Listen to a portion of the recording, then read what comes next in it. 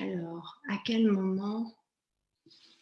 À partir de quand nous allons être en direct? Je ne sais pas.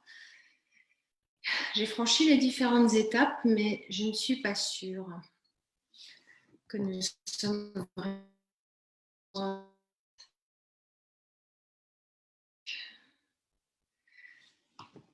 le cas.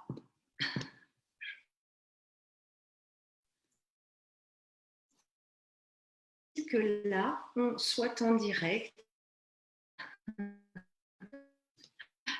Ça y est, on y est.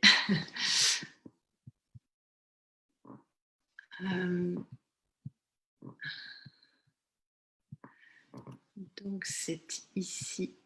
Voilà. Ouf. Coucou et merci d'être là aujourd'hui. J'ai quelques petits soucis de réglage. Mais voilà, je vais me mettre en plein écran. Il faut juste que j'affiche mon anti-sèche, pardon. Alors, coucou et merci, comme je le disais, d'être là aujourd'hui pour cette nouvelle émission sur le quart d'heure #LQH, un rendez-vous qui fait du bien.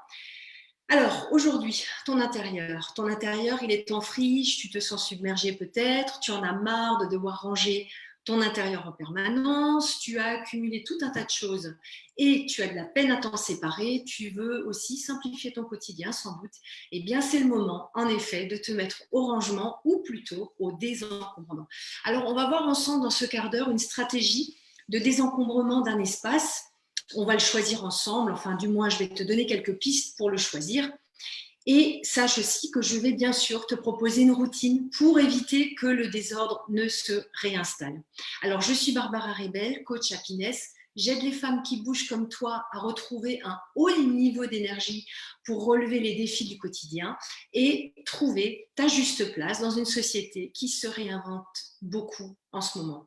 Mon truc, c'est les routines parce que je sais qu'on obtient de meilleurs résultats avec des petites choses, des résultats plus durables en intégrant de petites habitudes au quotidien, mais qu'on va répéter suffisamment souvent. Mon but, c'est donc de t'amener à adopter ces routines pour bâtir une vie qui te ressemble. Alors d'abord, le lien entre vider ses placards et vider sa tête. Pourquoi le fait de ranger ta maison va libérer ton esprit? Je suis sûre que tu l'as déjà constaté de manière pragmatique.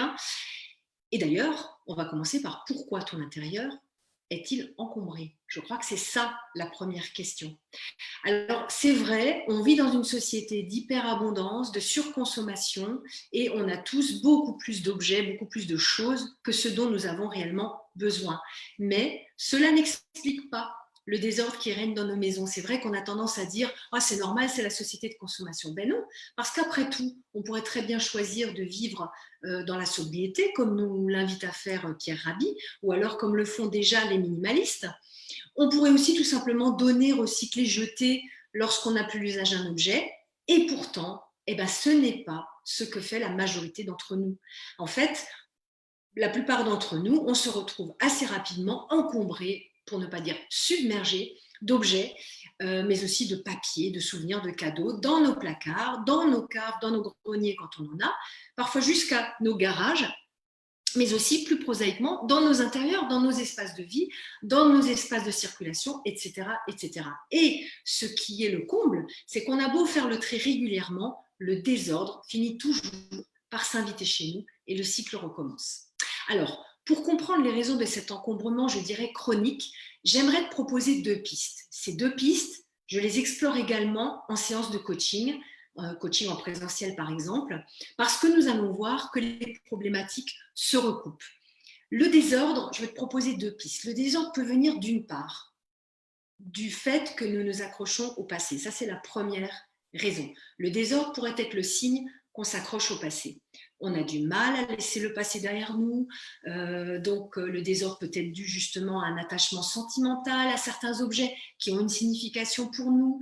Par exemple, il nous rappelle un être cher, ça peut être le grand-père disparu, ou alors ils nous étaient offerts, ou nous ont été offerts. Typiquement, c'est le cadeau que l'un de nos enfants a fait lorsqu'il était encore à l'école maternelle, le collier de nouilles et autres, et autres collectibles.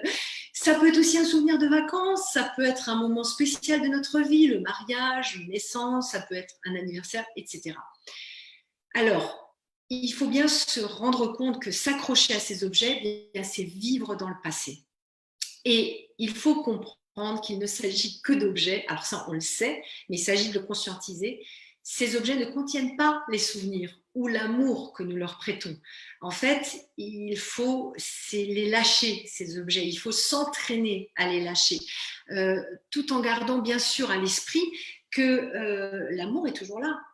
L'attachement qu'on a à une personne est toujours là. Le souvenir est entier. Mais garder l'amour, garder les bons souvenirs, c'est une chose. Garder l'objet qui les symbolise, c'en est une autre.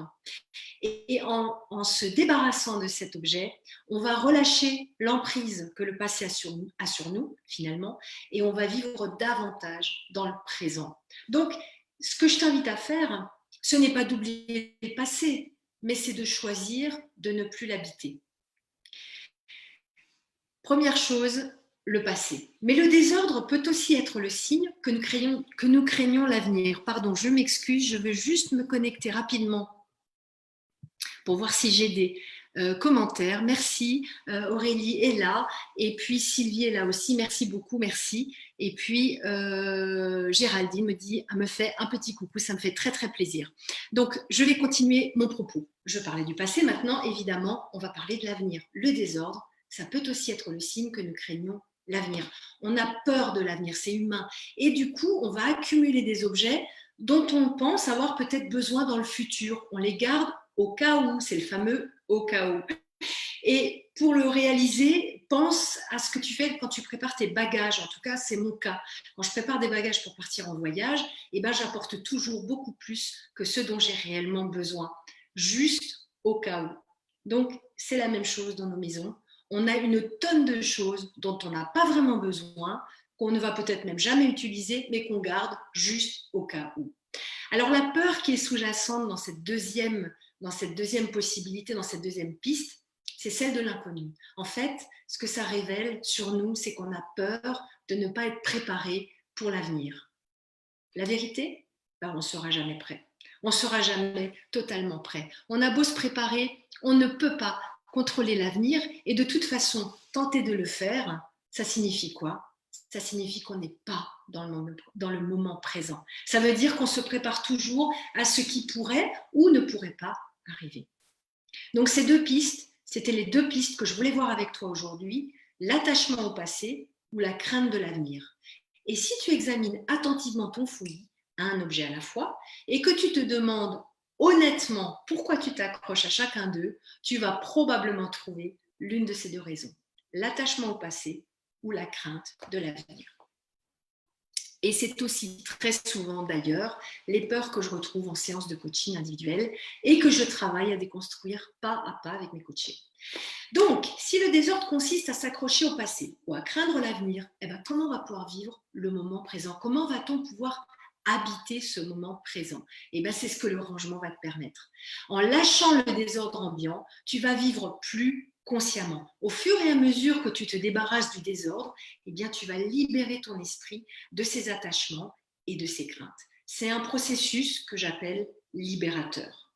Parce que le désordre, finalement, ce n'est rien d'autre que l'incarnation physique, matérielle, de ces attachements et de ces peurs. Donc, en désencombrant, tu vas te débarrasser de ce à quoi tu t'accroches et dont, en fait, tu n'as pas besoin. Et d'ailleurs, quand tu es débarrassé de ce désordre, tu peux apprécier pleinement la vie telle qu'elle se déroule, au lieu de regarder en arrière dans le rétroviseur ou d'attendre avec impatience ce qui pourrait arriver plus tard.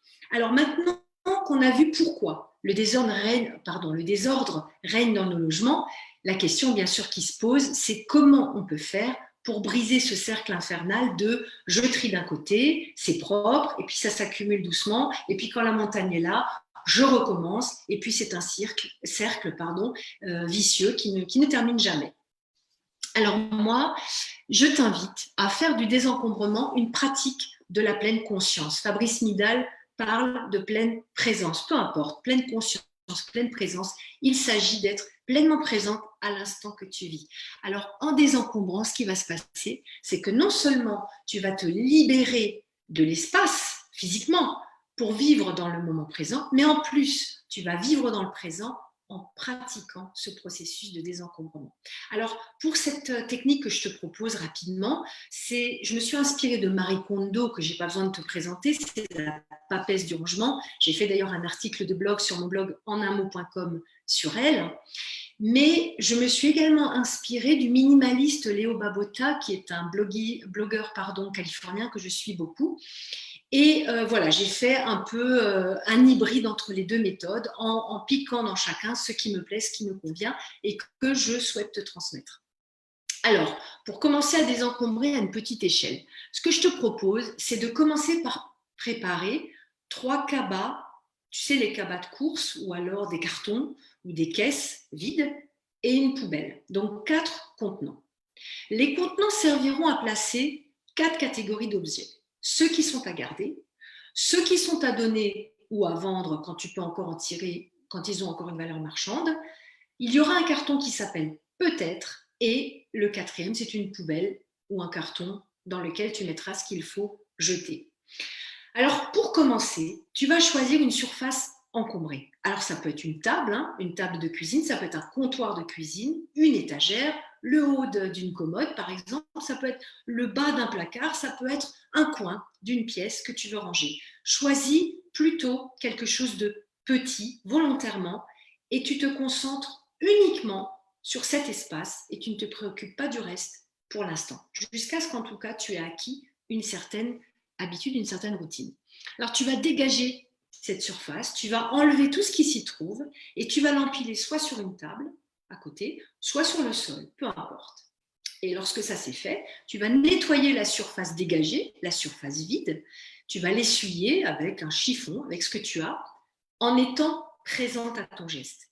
C'est quelque chose que je t'invite à faire en pleine présence et je le répéterai plusieurs fois. C'est très important parce que justement, ça va te permettre de le faire une bonne fois pour toutes et non pas de le faire pendant que tu fais autre chose et que tu multitasques et à la fin, tu ne sais plus pourquoi cet objet est dans ta main.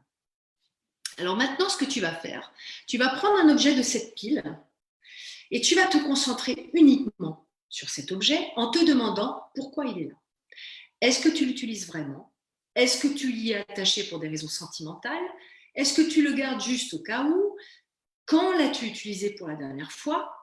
Marie Kondo te recommande, enfin elle recommande aux personnes qui utilisent son procédé, sa méthode, de se demander si l'objet en question nous procure encore du plaisir. Alors elle parle de la notion de plaisir. Pourquoi pas? C'est aussi une façon d'y arriver. Donc, tu te poses ces questions-là et à ce moment-là, si tu l'utilises encore, si tu en as encore besoin, tu vas mettre cet objet dans le carton à garder, bien sûr. Si tu n'en as pas besoin ou que tu ne l'utilises plus, tu le mets dans le carton à donner ou à vendre. Et puis, s'il n'a plus de valeur ou qu'il est trop abîmé, tu le jettes. Et là arrive une 4e option. Je sais que Marie Kondo est très opposée à ça. Moi, je pense que quand on commence le désencombrement que les Américains appellent le decluttering, c'est parfois difficile, c'est parfois violent de se séparer de certaines choses. Donc, j'aime beaucoup la proposition de Leo Babauta qui consiste à avoir un carton peut-être. Ce carton peut-être, tu vas y mettre les objets dont tu n'arrives pas encore à te séparer, pour lesquels tu es indécise. Et ce que tu vas faire dans ce carton peut-être, tu vas le ranger pendant 6 mois. Et tu vas noter dans ton calendrier la date dans 6 mois pour le rouvrir et recommencer le processus avec lui. Donc une fois que tu as fait ça, une fois que tu as choisi pour chaque objet, alors tu vas répéter, j'ai sauté une étape, tu vas répéter l'opération pour chaque objet de la pile. Un objet après l'autre, tu vas réfléchir, est-ce que je le garde? Est-ce que je le donne ou est-ce que je le vends? Est-ce que je le jette ou est-ce que c'est un objet peut-être? Ce qui est important, c'est d'être en pleine conscience de ce que tu fais et de prendre une décision pour chaque objet. Je le garde, je le donne ou je le vends, je le mets dans mon carton peut-être ou je le jette. Pas de tergiversation, pas de remise à plus tard. Tu traites chaque objet une fois, une seule fois et tu passes à autre chose. Alors quand le tri de l'espace que tu as décidé de désencombrer, quand il est terminé, eh bien tu vas remettre dans le carton à garder, tu vas remettre les objets en place, soit au même endroit, soit ailleurs. Chaque objet doit avoir un endroit propre. Et ça, c'est important. Si tu ne sais pas où mettre un objet, c'est que tu n'as pas de place pour lui. Donc, il dégage. Ensuite, bien sûr, dans le carton à vendre ou à donner, tu vas mettre en vente ou tu vas faire des dons à partir des objets qui sont contenus dans ce carton. Et puis pour le carton peut-être, on en a parlé, tu vas le garder pendant 6 mois et tu vas le rouvrir dans 6 mois. Donc mets bien une note dans ton calendrier et tu referas le processus. Et tu verras qu'au fur et à mesure de cette pratique de désencombrement, tu finiras par ne plus avoir besoin de carton, peut-être.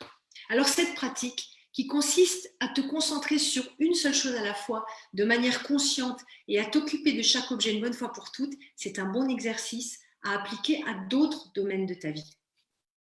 Pour t'aider à remettre de l'ordre chez toi, j'ai formalisé une routine sur 21 jours. Je vais te montrer des pratiques simples et concrètes pour y arriver, mais surtout pour éviter que le désordre ne se réinstalle. Et en bonus, je te mettrai aussi la checklist que j'avais créée, je range mon intérieur. Si toutefois trier est trop anxiogène pour toi, je te mettrai également des liens de professionnels qu'on appelle des home organizers. J'ai eu la chance d'en interviewer quelques-unes qui peuvent t'aider à le faire. Tu pourras retrouver bien sûr cette vidéo sur mon site Happiness Factory ainsi que sur mes réseaux sociaux sur Barbara Coach Happiness. Voilà, il me reste à te souhaiter bien sûr une bonne fin de semaine et un bon tri. À bientôt. Bye bye.